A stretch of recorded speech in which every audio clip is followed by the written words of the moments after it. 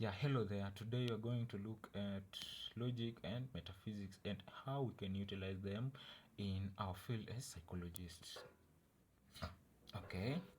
Yeah, first of all, logic and metaphysics are both branches of philosophy. And these two branches of philosophy can be used in a wide variety of of fields. They can be used in psychology, sociology, social work, and all those other that I have not mentioned. Today I'm just going to dig deep in how we can utilize these two branches in our field as psychologists. Yeah, ready to know? Yeah, first of all, logic is the science and art of correct thinking. Why are we saying that logic is a science and art? Logic is a science because it is systematic and it follows a certain procedure to arrive at a conclusion. And it is an art because it requires skills. It requires skills for you to acquire this logic in your field. So, this logic is done in a systematic way. It's done in a following procedure. That's why it is called a science. A science because it follows this procedure: simple apprehension, judgment, and reasoning. Simple apprehension is where you recognize an object of knowledge. What do you mean recognizing an object of knowledge? For instance, a client comes to you and tells you about their story. It tells you, oh, I'm going through sleeplessness, all those sort of things. That is an object of knowledge. The point where you can dig deep and understand what really is this client going through. Second, second is the judgment. And this judgment is the affirmation and categorization of the object of knowledge. This means that when the client tells you something, their story, you can be able to judge and come to realize what really is this client going through. He tells you, I'm lacking sleep, I lack appetite, I'm not interested in anything, I feel sad most of the times. You you judge, you categorize what really is this client going through and you affirm it. Maybe he's going through stress, or maybe it is not stress, it's just anxiety. Yeah, lastly is reasoning. And what is reasoning? In your opinion, what is reasoning? This is interesting because reasoning is the analysis, recognition and analysis of what came into your mind during simple apprehension. And reasoning is categorized into two parts: deductive reasoning and inductive reasoning. What is deductive reasoning and what is inductive reasoning? Very interesting, you see? Yeah, deductive reasoning is where an individual comes to a conclusion by generalization or using logic. What do I mean by using logic? Am I getting lost? No. Let me go through this. Using logic is where an individual generalizes things from all the knowledge he has or she has, or all the things he knows. For instance, let me take this. Yeah, client X. Let me use this. Client X had depression, was suffering from depression, and came for psychological help. Client Y had depression and came for psychological help. And client Z had the same illness and came for psychological help.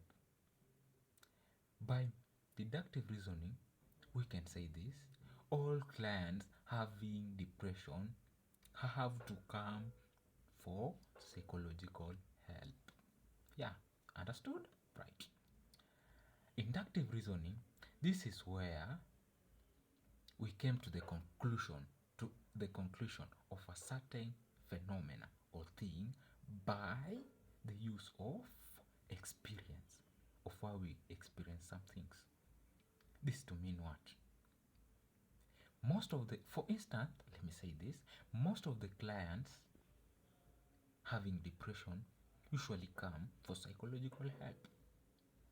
So client Y is having depression, he must come for psychological help. Client Z is suffering from depression, so he must come or she must come for psychological help. That is to mean by inductive reasoning, right? Let me not talk much about this. Let me go to metaphysics. Interesting? Yeah, right, I see it. Metaphysics is the study of being as being, and anything that exists is a being. You got it?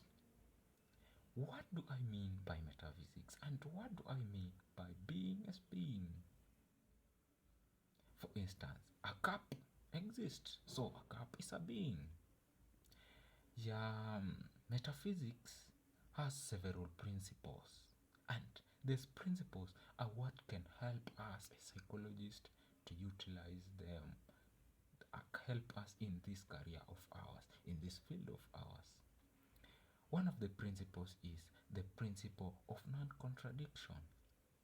In our field as psychologists, we have to be very observant in that when we use this principle of non-contradiction, we say if a client tells you that, if you look at a client and you ask him or her, how do you feel? And the client tells you, I'm good. And when you look at the client is not good. He's having some things going through the head of that client. So the principle of non-contradiction comes in at this point where you look at the client and you tell the client, tell me the truth. What really are you going through? And the client may tell you, maybe I'm going through a lot of stress, depression, anxiety, anger, and all those things. The principle of non-contradiction states that there's no way one thing can be and not be. You cannot be happy. You cannot be happy. You cannot be happy. Or you can be happy and not be happy at the same time. It means you cannot be happy and be sad at the same time. Another principle I want to talk about is a principle of sufficient reason. This is to say that everything that happens has a reason. For instance, if a client comes and tells you, I'm suffering from depression, as a psychologist, you must have the ability to understand that there's no way something can trigger up without a cause, without a reason behind it.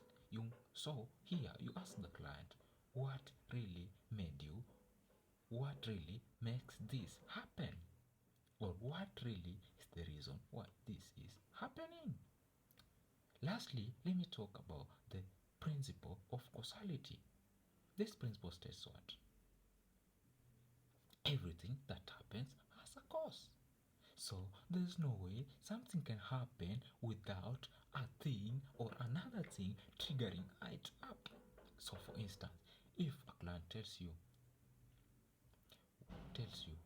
I'm going through depression, as a psychologist, you have to ask him or her, what really causes you to go through this depression? What is the cause? You don't necessarily need to ask it directly as I'm stating it, but you have to follow a professional procedure, an ethical procedure to come to the conclusion. Yeah, I'm not going to talk much about this because I see it has been very interesting and very good. Yeah, goodbye. See you next time.